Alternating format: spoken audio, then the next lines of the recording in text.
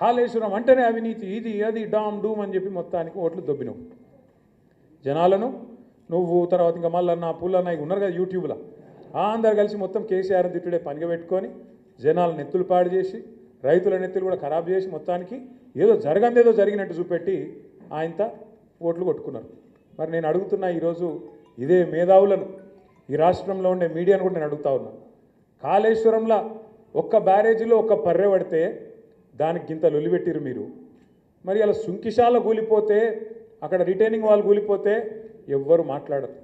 BJP వాడు మాట్లాడాడు, కాంగ్రెస్ వాడు కుయ్యనడు.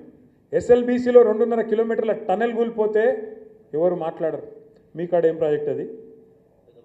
పెద్దవాగు ఖమ్మం దగ్గర కొట్టుకపోతే, ఆ బ్రిడ్జ్ కొట్టుకపోతే ఎవడు ఎన్డీఎస్ఏ మాట్లాడాడు, ఎవడు ఎన్డీఏ మాట్లాడాడు.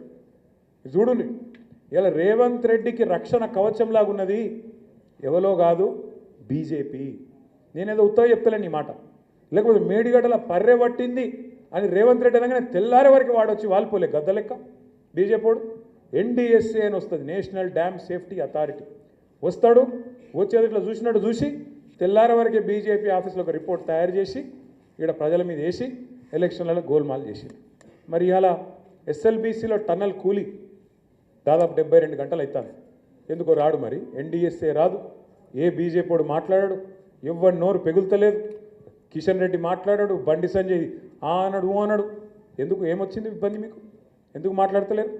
సుంకిశాల రిటైనింగ్ వాళ్ళు కూలిపోతే దాని మీద ఒక సోదరుడు మహబూబ్నగర్ జిల్లాలో గవినోల శ్రీనివాస్ అని ఉంటాడు, ఆయన ఆర్టీఐ కింద దరఖాస్తు పెట్టుకున్నాడు. ఎంత నష్టమైంది, ఎందుకు కూలిపోయింది చెప్పాలి, కాంగ్రెస్ ప్రభుత్వం అవినీతి వల్ల కూలిపోయిందా, ఏమిటికి కూలిపోయింది చెప్పాలి అంటే ఏం ఆన్సర్ ఇస్తారు తెలుసా? ఏం జవాబు ఇచ్చారు ఎరికేనా?